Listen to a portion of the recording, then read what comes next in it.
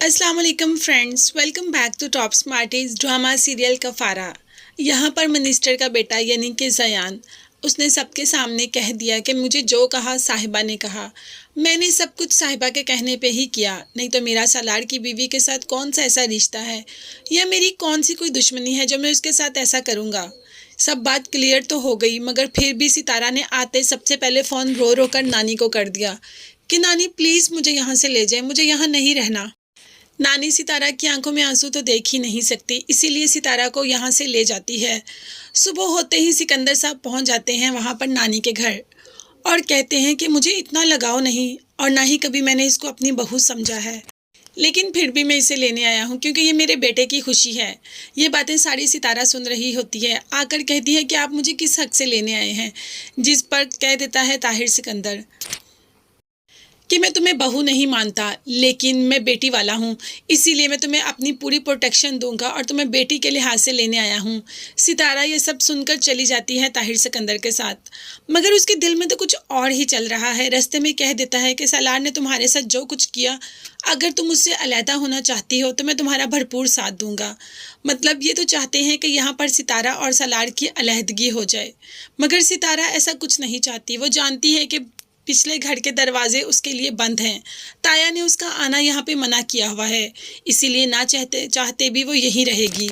यहाँ पर सालार बेताबी से इंतज़ार कर रहा है सितारा का। सितारा को अपने बाप के साथ आते देखकर बहुत खुशी महसूस करता है और खुश हो जाता है कि फाइनली उसकी बीवी घर वापस आ गई।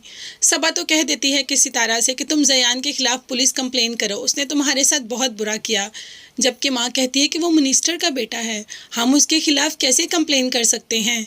और देखा जाए तो बाप भी ऐसा नहीं चाहता कि मिनिस्टर के बेटे के खिलाफ़ कंप्लेन की जाए, इससे उनका भी सोसाइटी में रैपो ख़राब हो गई। मगर सितारा तो देखती और देखती ही रहती है कि ये एक औरत होकर ऐसी बातें कैसे कर सकती हैं।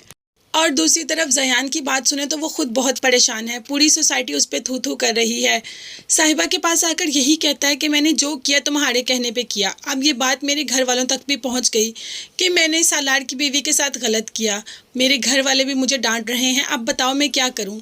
तो साहिबा तो फ़ौरन मुकर जाती है और कहती है कि मैंने जस्ट उसे तुम्हें तंग करने के लिए कहा था कि वो सालार से बदजन हो जाए, तुम तो किसी और काम पे ही लग गए। अब मैं कुछ नहीं कर सकती। यहाँ पर सालार भी बहुत परेशान है क्योंकि उसकी बदगुमानियाँ सितारा की बढ़ती ही जा रही हैं।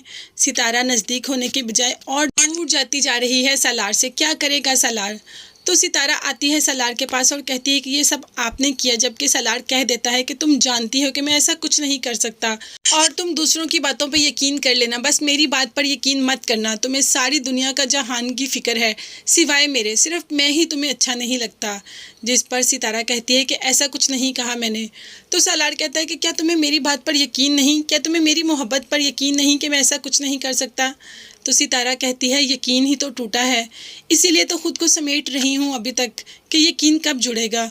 ये कहकर सितारा तो वहाँ से चली जाती है, मगर सालार खुद बहुत परेशान है कि सितारा और उसके दरमियान सब कुछ ठीक कैसे होगा। सितारा शादी से पहले भी बेवकूफ़ थी, लेकिन इतनी बेवकूफ़ियों की हमें उससे तवक्को नहीं थी। जब सारी गलतफहमियां दूर हो गई, साहिबा के खिलाफ सारे सबूत सामने आ गए, ज़यान ने कह दिया कि जो किया है साहिबा ने किया है, फिर वो सालार के साथ नाराज़ है, फिर सालार पे ही गुस्सा कर रही है, फिर सालार की ही बात का यकीन नहीं कर रही।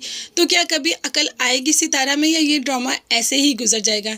ये सब देखने और जानने के लिए मेरे चैनल को ज़रूर सब्सक्राइब कीजिएगा। अपना बहुत ज़्यादा ख्याल रखिएगा और मुझे भी अपनी दुआ में याद रखिएगा। साथ ही साथ आपको बेल आइकन का नोटिफिकेशन नज़र आ रहा है, वो ज़रूर प्रेस कर दें ताकि मेरी हर नई आने वाली वीडियो आप तक बआसानी पहुंच सके। अपनी दुआ में मुझे याद रखिएगा। नेक्स्ट वीडियोस तक के लिए अल्लाह हाफिज़, bye bye and take care.